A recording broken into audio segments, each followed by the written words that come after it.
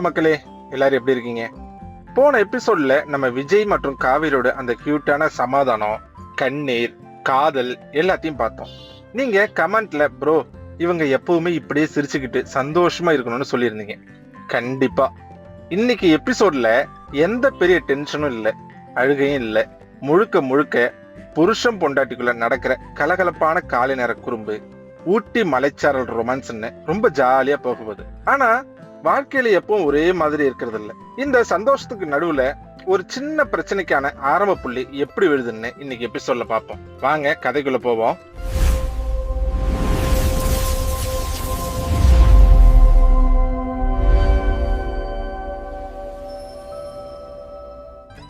கொடைக்கானல்ல அன்னைக்கு காலையில நல்ல பனி கொட்டிட்டு இருக்கு. மணி 8 ஆகுது. ஆனா வெளியே பார்த்தா விடிஞ்ச மாதிரி தெரியல. அந்த மர வீட்டுக்குள்ள கிச்சன்ல நம்ம காவேரி காலையிலே சுட சுட இட்லியும் தக்காளி சட்னி ரெடி பண்ணிக்கிட்டு இருக்கா. குக்கர் விசில் சத்தம் ஒரு பக்கம், பாப்பா டிவில கார்ட்டூன் பாக்குற சத்தம் இன்னொரு பக்கம்னு அந்த வீடே ரொம்ப கலகலன்னு இருக்கு. அப்போ தூக்க கலக்கத்துல மெதுவா எழுந்து கிச்சனுக்கு வராரு விஜய். நேரா போய் காவேரி பின்னாடி நின்று அவளோட இடுப்பை சுத்தி 2 கையையும் போட்டு அவ தோல் மேல தன் தாடைய வச்சுக்கிறான். காவேரி லேசா துள்ளி குதிச்சு, ஐயோ விஜய் என்ன இது காலையிலேயே, தள்ளி நில்லுங்க முதல்ல, நான் மாவு பேசிட்டு இருக்கேன், மேல எல்லாம் பற்ற போகுது அப்படின்னு பதறா. விஜய் அவளை இன்னும் கொஞ்சம் இறுக்கமா பிடிச்சுக்கிட்டு, மாவு மட்டும்தான் பேசணுமா, வேற எதுவும் அப்படின்னு குறும்பா கண்ணடிக்கிறான். எனக்கு என்னடா தெரியும், கேளுடா. காவேரிக்கு தூக்கி வாரி போடுது. விஜய் ஏட்டிக்கு போட்டியே கிறுக்கு மாதிரி பேசாதீங்க, வெளியே பாப்பா இருக்கா, யாராவது கேட்டா என்ன நினைப்பாங்க அப்படின்னு சொல்லி அவன் கைய விலக்கி விட பாக்குறான். விஜய் விடாம, யாரடி நினைப்பா, இது என் வீடு, நீ என் பொண்டாட்டி, நான் எங்கடி ஏட்டிக்கு போட்டியே பேசினேன், எப்ப பார்த்தாலும் வேலை வேலைன்னு கிச்சனே கட்டிட்டு அழுவுற, என்ன இட்லி ரொம்ப சாஃப்டா இருக்கே, என்ன ரகசியம் அப்படின்னு கேக்குறான். காவிரி கொஞ்சம் பெருமையா, அது உளுந்து நல்ல பக்குவமா அரைச்சது விஜய் அப்படின்னு சொல்ல ஆரம்பிக்கிறான். விஜய் அவ பேச்ச இடமறிச்சு, இல்ல உளுந்துனால இல்ல, எனக்கு தெரிஞ்சு இந்த இட்லியை விட உன்னோட மனசுதான் ரொம்ப சாஃப்டா இருக்கு, அது எப்படி, அவன் இன்னும் திருந்தல மாமா அப்படின்னு சொல்லி லேசா காது கிட்ட உரசுறான். காவிரி முகம் செவந்து போய் அவனை முழங்கையால லேசா இடிச்சிட்டு, அசடு அசடு போய் உட்காருங்க, எப்ப பார்த்தாலும் டபுள் மீனிங்லயே பேசுறது, பாப்பா வந்துட போறான் அப்படின்னு விரட்டுறான். சரியா அந்த நேரத்துல ஹால்ல இருந்து அம்மு பாப்பா ஓடி வர, அப்பா என்னப்பா சாஃப்டா இருக்கு என் டெடி பேரா அப்படின்னு ரொம்ப கியூட்டா இன்னசென்ட்டா கேக்குறான். காவிரிக்கு அப்படியே பகிர்னு ஆகுது. ஐயோ இந்த பொண்ணு கேட்டுச்சா அப்படின்னு திருன்னு முழிக்கிறான். விஜய் உடனே நிலைமை சமாளிக்க சத்தமா சிரிக்கிறான். ஆமாமா, அப்பாவோட பெரிய டெடி பேரு ரொம்ப சாஃப்டா சூடா இருக்கு, அதான் தொட்டு பார்த்தேன் அப்படின்னு சொல்லி காவிரியை பார்த்து கண்ணடிக்கிறான். காவிரிக்கு வெக்கமும் கோபமும் ஒன்னா வருது. விஜய் நீங்க ரொம்ப ஓவரா போறீங்க, பாப்பா நீ போமா, அம்மா இட்லி எடுத்துட்டு வரேன் அப்படின்னு பாப்பாவை அனுப்பி வச்சுட்டு விஜய் பார்த்து, பாத்தீங்களா குழந்தை என்ன கேக்குறான்னு, உங்களுக்கு கொஞ்சமாவது பொறுப்பு இருக்கா, போய் உட்காருங்க அப்படின்னு சத்தம் போடுறான். விஜய் சிரிச்சுக்கிட்டே, நான் என்னடி தப்பா சொன்னேன், நீ தானே என் டெடி பேரு, உன்னை கட்டிக்கிட்டா அவ்வளவு சாஃப்டா கதகதப்பா இருக்கு, சரி விடு நீ டென்ஷன் ஆகாத, நான் போய் உட்காடுறேன், சீக்கிரமா சட்னியோட வா அப்படின்னு சொல்லிட்டு டைனிங் டேபிளுக்கு போறான். அந்த கிச்சன் முழுக்க ஒரே கியூட்டான குறும்பான ரொமான்ஸ் நிரம்பி வழியுது. கொஞ்ச நேரத்துல 3 பேரும் டைனிங் டேபிள்ல உட்கார்ந்து சாப்பிட்டுக்கிட்டு இருக்காங்க. விஜய் சுட சுட இட்லிய தக்காளி சட்னியில முக்கி சாப்பிட்டுட்டு, ஆஹா என்னடி சட்னி இது, சுருக்குன்னு இருக்கு, எந்த 5 ஸ்டார் ஹோட்டலையும் இப்படி ஒரு டேஸ்ட் கிடைக்காது அப்படின்னு பொண்டாட்டிக்கு ஐஸ் வைக்கிறான். அப்போ கரெக்டா விஜயோட போன் அடிக்குது.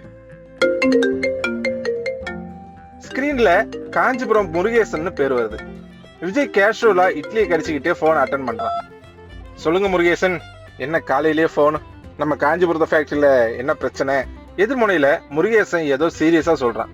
விஜய் ரொம்ப கூலா கேட்டுட்டு, ஓ அந்த பழைய இட பிரச்சனையா, ஒரு சின்ன கையெழுத்து வாங்கணுமா, அது ஒரு பெரிய விஷயமாப்பா, என்னது அந்த பக்கத்து இடத்துக்காரன் கொஞ்சம் தகராறு பண்றானா, லீகல் நோட்டீஸ் அனுப்புவன்னு மிரட்டுறானா, டேய் அவனெல்லாம் ஒரு ஆளுன்னு நீங்க ஏன்டா பயப்படுறீங்க, சரி விடுங்க, நான் நேர்ல வந்து அந்த ஆள்கிட்ட பேசி டாக்குமெண்ட்ல ஒரு சைன் போட்டா முடிஞ்சது இல்ல, நான் நாளைக்கு காஞ்சிபுரம் வரேன் பாத்துக்கலாம், நீங்க வேலையை பாருங்க அப்படின்னு ரொம்ப அசால்ட்டா சொல்லிட்டு போனை வச்சிடறான். காவேரி சாப்பிட்றத நிறுத்திட்டு கொஞ்சம் சந்தேகத்தோட, என்ன விஜய் காஞ்சிபுரத்துல என்ன பிரச்சனை, லீகல் நோட்டீஸ் தகராறுன்னு ஏதோ சொல்லிட்டு இருந்தீங்க, எனக்கு ஒரு மாதிரி பயமா இருக்கு. விஜய் தண்ணியை குடிச்சிட்டு, அதெல்லாம் ஒண்ணும் இல்ல காவேரி, நம்ம ஃபேக்டரிக்கு பக்கத்துல இருக்கிற ஒரு சின்ன இடத்துல காம்பவுண்ட் செவுரு கட்டுறதுல ஒரு முட்டுக்கட்டை. அந்த பக்கத்து இடத்துக்காரன் ஏதோ பணம் கறக்கலான்னு மிரட்டி பாக்குறான் போல. அதெல்லாம் சாதாரண செட்டில்மெண்ட் மேட்டர் தான். ஒரு கையெழுத்து போட்டா முடிஞ்சது. நான் பாத்துக்கிறேன். நீ இத போட்டு பெருசா யோசிக்காத. போய் ரெடியாகு. இன்னைக்கு கொடைக்கானலையே ஒரு ரவுண்ட் அடிக்கிறோம். பாப்பாவுக்கு போட் ரைடிங் கூட்டிட்டு போறேன்னு பிராமிஸ் பண்ணிருக்கேன் அப்படின்னு பேச்ச மாத்திடுறான். காவேரிக்கு கொஞ்சம் தயக்கமா இருந்தாலும், சரி விஜய் நீங்க சொல்றீங்க, ஆனா கொஞ்சம் உஷாரா இருங்க அப்படின்னு சொல்லிட்டு தட்டுகளை எடுத்துட்டு போறான். அவங்களுக்கு இப்போதைக்கு தெரியாது, இந்த சாதாரணமா நினைச்ச இந்த சின்ன கையெழுத்து தான் நாளைக்கு அவங்க வாழ்க்கையில ஒரு பெரிய புயலா மாறப்போகுதுன்னு. கொஞ்ச நேரத்துல 3 பேரும் ரெடியாகி கார்ல கொடைக்கானல் லேக்கு, கோக்கஸ் வாக்குன்னு சுத்தி பாக்குறாங்க. மதியம் ஒரு பெரிய மரத்தடியில நல்ல புல்வெளியில விஜயும் காவேரி அமைதியா உட்கார்ந்துருக்காங்க. பாப்பா கொஞ்சம் தூரத்துல பலூனை வச்சு விளையாடிட்டு இருக்கான். அந்த இடம் அவ்வளவு அமைதியா இருக்கு. பனிமூட்டை லேசா இறங்கிட்டு வருது. காவேரி விஜயோட தோல்ல சாஞ்சிக்கிட்டு ரொம்ப யதார்த்தமா ஆழமா பேச ஆரம்பிக்கிறான். விஜய், இந்த 5 வருஷம் எப்படி கழிஞ்சதுன்னு எனக்கே தெரியல. ஏதோ ஒரு இருட்டுல நான் யாருன்னே தெரியாம, எனக்கு பின்னாடி யாரு இருக்கான்னே தெரியாம ஒரு உசுறு மட்டும் வாழ்ந்துட்டு இருந்தேன். ஒரு உசுரா மட்டுமே வாழ்ந்துட்டு இருந்தேன். ஆனா அந்த இருட்டுக்குள்ளேயும் என் உடம்பு உங்களோட அந்த தொடுதலை மறக்கவே இல்லை விஜய். நேத்து நீங்க என் கைய பிடிச்சப்போ அந்த 5 வருஷத்துல எனக்கு கிடைக்காத ஒரு நிம்மதி, ஒரு பெரிய பாதுகாப்பு அந்த ஒரு செகண்ட்ல கிடைச்சிச்சு. என் மூளை வேணா உங்களை மறந்துருக்கலாம், ஆனா என் உசுறு மட்டும் உங்களோட ஞாபகமா இருந்திருக்கு விஜய். இதுக்கு பேர் தான் காதலா அப்படின்னு ரொம்ப உணர்ச்சி வசப்பட்டு எந்த பகட்டும் இல்லாம ஒரு நிஜமான கேள்வி கேட்கிறான். விஜய் அவளை தன் நெஞ்சோடு இன்னும் இறுக்கமா அணைச்சுக்கிட்டு எந்த சினிமா டயலாக்கும் இல்லாம ரொம்ப இயல்பா பதில் சொல்றான். காதல்னா என்னன்னு எனக்கு வித்தியாசம்லாம் சொல்ல தெரியாது காவேரி, ஆனா ஒண்ணு மட்டும் நிச்சயம், நீ இல்லாம எனக்கு மூச்சு விட கூட தெரியாது.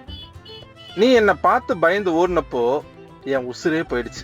இனிமே என்ன நடந்தாலும் சரி, எவ்வளவு பிரச்சனை வந்தாலும் சரி, என் உசுறு மட்டும் உன்னை விட்டு ஒரு செகண்ட் கூட பிரியாது காவேரி அப்படின்னு சொல்லி அவன் நெத்தில ரொம்ப ஆழமான ஒரு முத்தத்தை கொடுக்குறான்.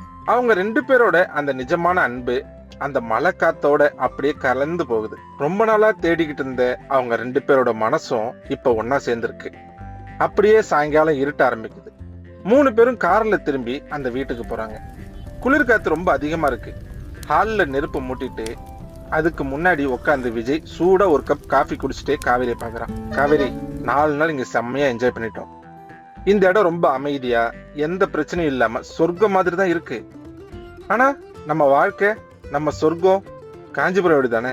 நம்ம கல்யாணத்துக்கு அப்புறம் நம்ம ஒன்னா வாழ வேண்டிய வீடும் அதுதான். உன் தங்கச்சிங்க, உன் குடும்பம்னு எல்லாரும் நமக்காக காத்துட்டு இருக்காங்க. அதனால நாளைக்கு காலையில நம்ம காஞ்சிபுரத்துக்கு கிளம்புவோம், என்ன சொல்ற அப்படின்னு கேக்குறான். காவேரி முகத்துல அவ்வளவு பெரிய சந்தோஷம். காஞ்சிபுரம் தானே, நம்ம கிளம்பலாம் விஜய். எனக்கும் அங்க போகணும்னு ஆசையா தான் இருக்கு. நாம அங்க போய் ஒரு புது வாழ்க்கை ஆரம்பிப்போம். நான் போய் பேக்கிங் பண்றேன் அப்படின்னு ரொம்ப உற்சாகமா சொல்லிட்டு உள்ள போறான். நாளைய பயணத்துக்கான எதிர்பார்ப்போடவும் காஞ்சிபுரத்துல தொடங்க போகும் புது வாழ்க்கைக்கான கனவோடவும் அந்த இரவு ரொம்ப அழகா அமைதியா முடியுது. என்ன மக்களே, கொடைக்கானல்ல ஆரம்பிச்ச இவங்களோட இந்த காதல் பயணம் நாளை காஞ்சிபுரத்தை நோக்கி கார்ல நகர போகுது. அந்த கார் பயணத்துல இவங்க என்ன லூட்டி அடிக்க போறாங்க, காஞ்சிபுரத்துல அந்த சின்ன பிரச்சனை எப்படி உங்களுக்கு காத்துட்டு இருக்கு, இது எல்லாத்தையும் நாம 7வது எபிசோட்ல பார்ப்போம்.